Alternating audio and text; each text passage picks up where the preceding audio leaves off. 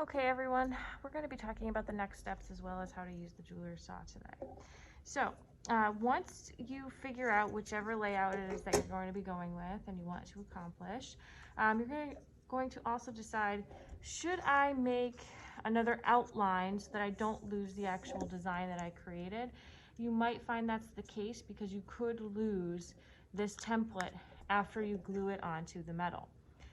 You want to decide, okay, well, if I really need to see this because it's so complex, maybe I'll just make another copy, which you can do. All right. So the next step is to take your glue stick, just a regular glue stick. It will adhere to metal. And you're going to use the glue stick on your template.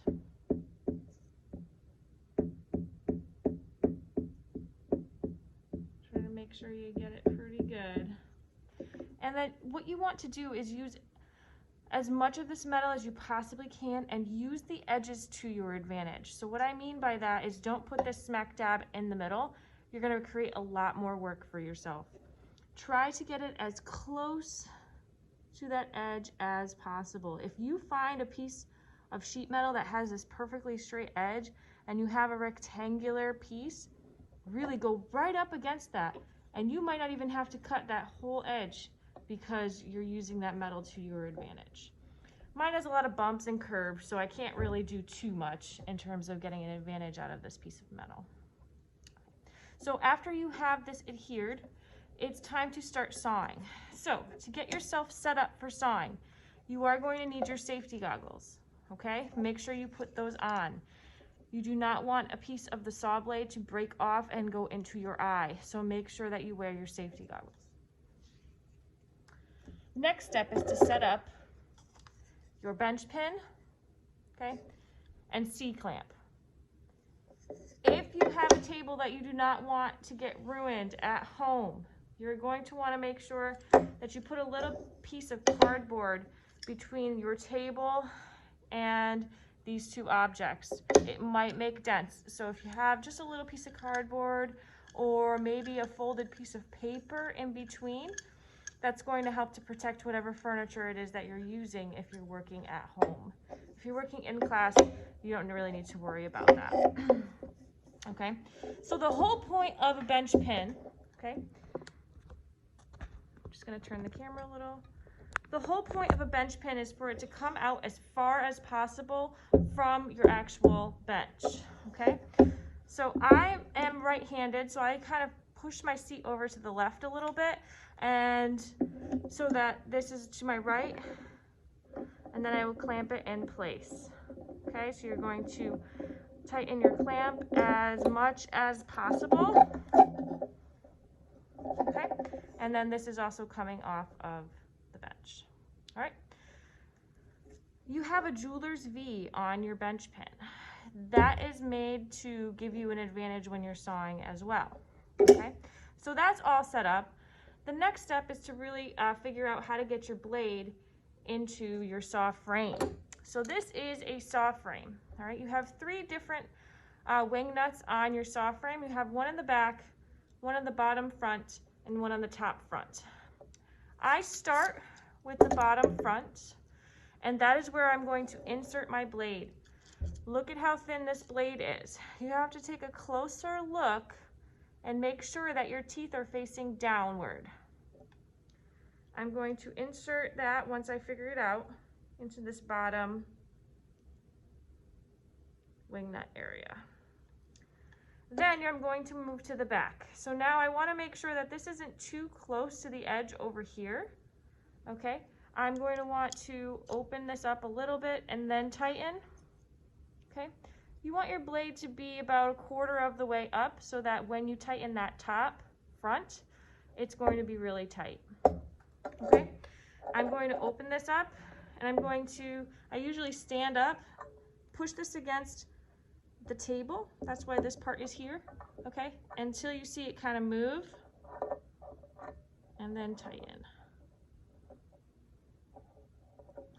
And you can check for the sound. Should be a pretty high pitch. Okay, so you flick and it should be pretty high. All right, it shouldn't really wiggle too much on you when you try to move it either. If it's wiggling a lot, it's not tight enough. Okay? All right, the next step is to begin sawing.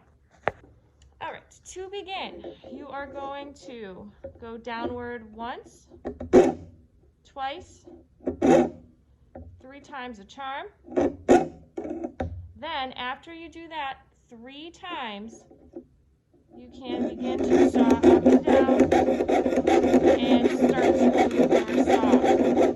You want to make sure your saw is always as vertical as possible, straight up and down. Do not bend your saw this way or that way. Your blade will probably break, okay? Another thing is have a loose grip on the actual saw frame and a tight grip on the metal, okay? Do not put your finger right here, you will cut yourself. You want to make sure your fingers are out of the way as well.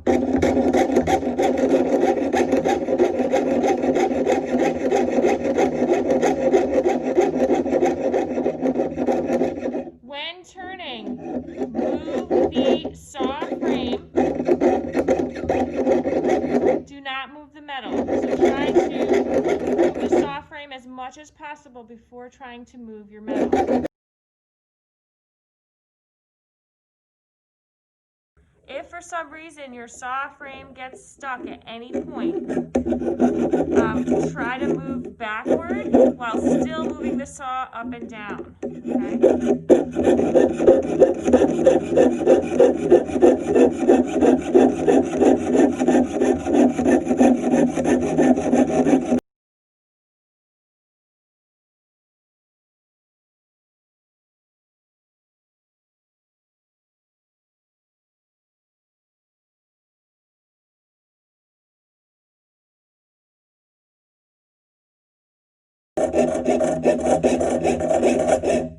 Once you get to an end, treat it like you did in the beginning.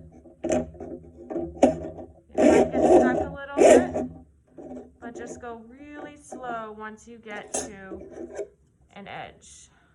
Okay. I just have one more piece to saw out because I'm going to be starting over again. I'm going to be going down once, twice, 3 times, and then I can start.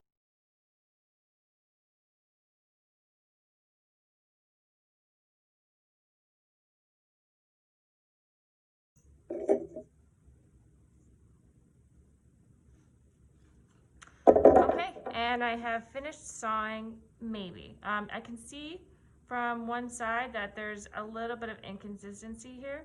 So what I can do is probably saw a little bit more just to get that to be a little bit more perfect. And then after that, I think this side looks pretty good. It's just right here that I need to fix a little bit. Once I fix that area, I will be able to file, and that will be our next video. So if after you saw you want to fix a smaller area, what you can do is just take a marker on the other side or on the same side with the template, but for me I think it makes sense for me to go to the other side, and then just fix it up with some marker and decide should I saw that or should I file that.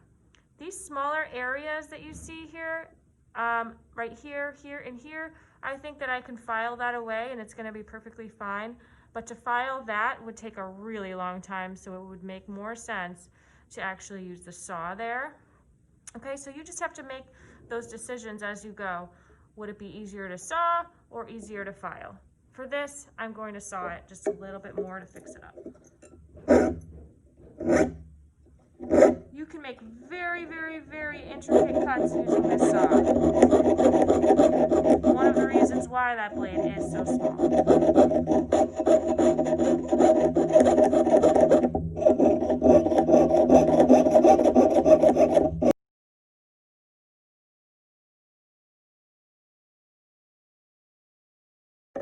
It is time to start filing.